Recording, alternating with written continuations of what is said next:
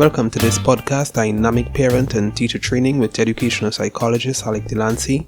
This podcast is dedicated to promoting positive performance in children through simple behavior modification. Hi, how is everybody in podcast land today? I hope you're well and everything is going so good with you that you are on top of the world. If not, well, I'm so sorry to hear about it, but within a very short space of time, do what you have to do in order to get yourself back in shape so that you can feel the best that you can possibly be. And today we will be talking about parenting the modern child, parenting that modern child. The thing is, long ago we used to say children will just be children, but it seems like today our children, they're a bit different. They're a bit modernized. Probably back then our parents, when they looked at us growing up, they probably thought of us as being modern.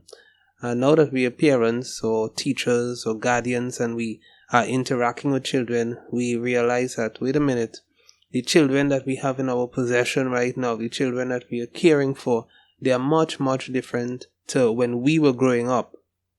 And rightly so, because growing up, I can't remember having access to the internet. I can't remember playing video games that had these various graphics and the realism that we're seeing today. I can remember writing letters. You had a friend, you wanted to get some information over to that friend, maybe it's a pen pal or something like that, and you had to write a letter.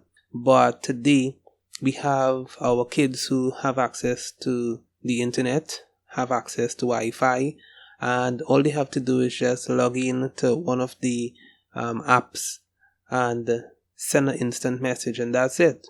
So we really have to be aware of what our children are involved in terms of technology, and what are some of the risks as well as some of the positives that comes with it. Because it's not all risky. I mean, we could train children to be more responsible. We could train children to exercise caution when they are on social media. Of course, some children will still make some errors, but by and large, we can help them to make the best possible decision. Modern children, it seems like long ago we were not talking back to our parents, but now what you find happening is that children are asking more and more questions. Why? How is this like that? How is this like the other? So children are basically not simply absorbing information without questioning. Especially once they're interested in a specific topic, they will ask questions, they will engage you in conversation, and even at times when you don't want them to engage you in conversation, you just want them to get a specific task done, they still may ask you why. They may delay, they may be so focused on something else. And that's the next thing with the modern child. Because of the advent of technology, because of the interactions, the quick interactions, things that are vying for their attention, be it on the video games, or be it surfing the web, or maybe communicating with friends, or probably just going to the mall. There are so many things that are vying for their attention that if what you say to them is not appealing, they're not going to get it. If what you package to them in terms of your communication to them is not striking, is not captivating, is not short or brief, to the point, you can lose a lot of your children and they don't get the message. So you can't give them long-winded or long sentences with complex, especially for younger children. I mean, sometimes even the teenagers surprise us too, in that you give them some specific instructions and when you think they get it, they don't.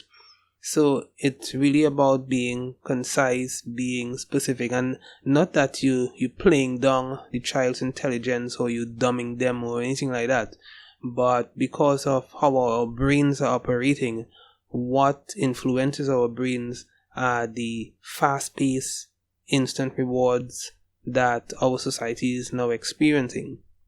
Of course, in some cultures, it's not going to be like that. In some cultures, especially where technology may not necessarily be as widespread, you find that they're still more communicative, where an adult or a parent or a teacher can sit down and have a discussion with a child, and it's fine. But in other cultures, You have to be quick. You have to be spontaneous. You have to be rewarding them when you give them information or when you give them tasks and they complete those tasks or they do whatever you ask them to do. So parenting is really taking a different spin. What we were accustomed to when growing up, it's not the same. It's changing. So it's what we need to be aware of when interacting with children. Of course, there are a number of joys of working with children or growing your children up into the learning with them as you learn about what they are involved in terms of the technology that they are using, some of the games that they play. Try to be aware. So there's a lot of joys that can come about of being aware or being connected. What children are saying today is that they find themselves divided from their parents. So their parents might be in one part of the house doing something else and the child is in their room locked away and they're doing something else, maybe on the computer or probably on their phones. So parents, what we're asking, or teachers or guardians or whoever are interacting with children, make sure that to a reasonable degree you are aware of their slangs, aware of their thought patterns, aware of some of the things that they will prefer to talk about or interact with each other on those subject matter or those topics, so that you can show that you're with it, you understand what's going on. Of course, at the end of the day, you want to have that separation. The child must see you as a friend, must see you as someone that they can come to and have a discussion with, especially if something is bothering them. As we are aware, bullying is something that is going on in a number of our classrooms, in a number of our cities or villages, and you want children to be able to approach you.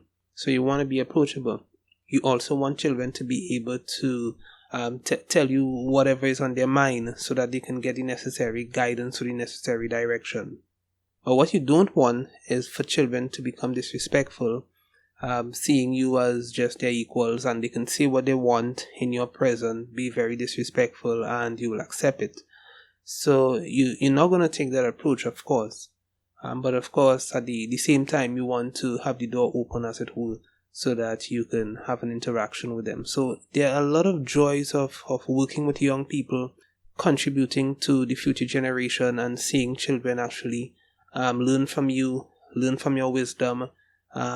Children do not necessarily have to burn to learn.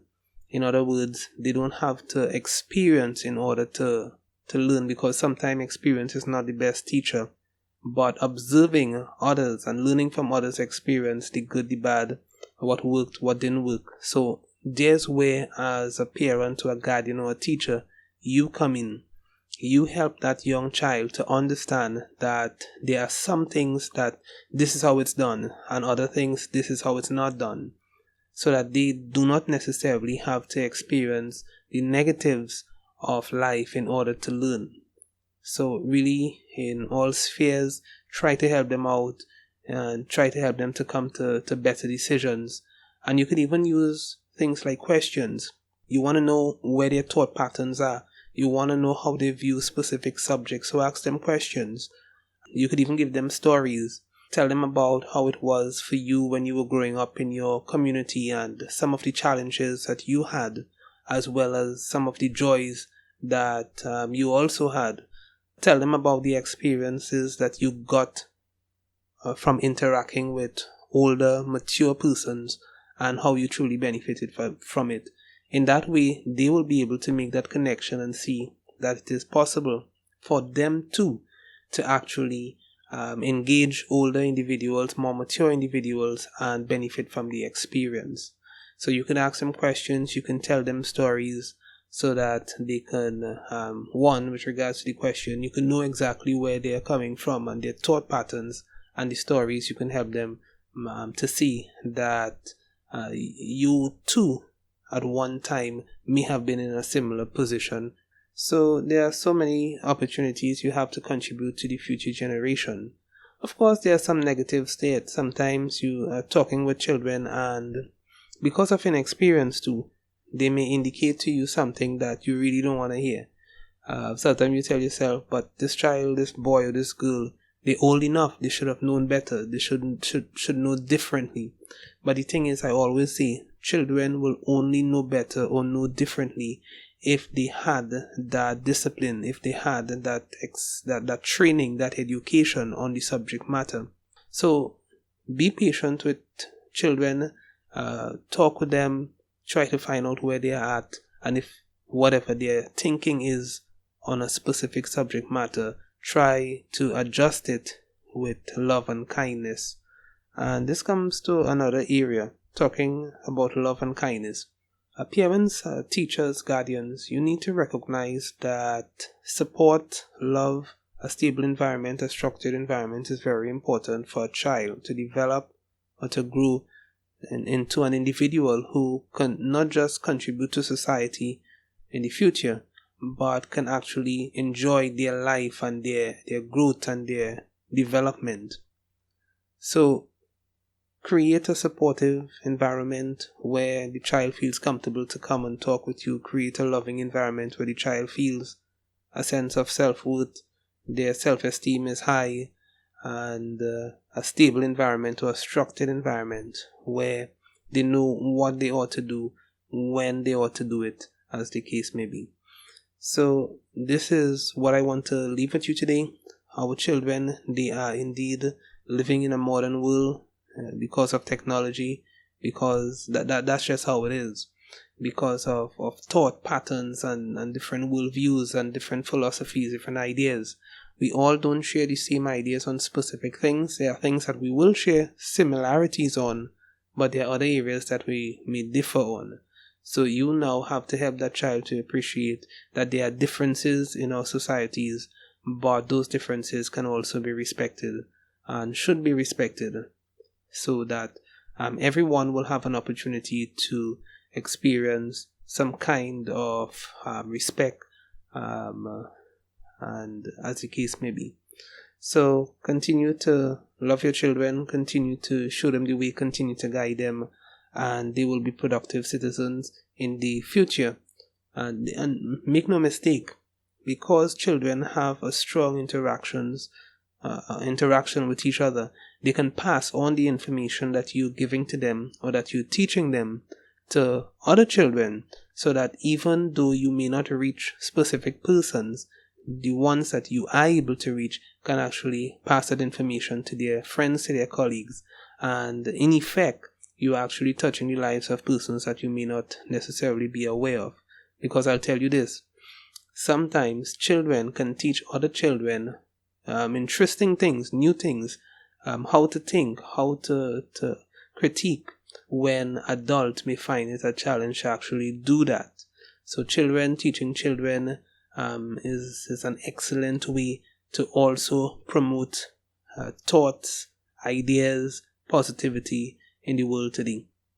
So continue to do your very best as parents and teachers, and I have faith in you. I know you'll do all that you can in parenting and guiding the modern child. So all the best. Take care. Music in this podcast, Zigzag and Exit the Premises, was brought to you by Kevin MacLeod of incompetech.com.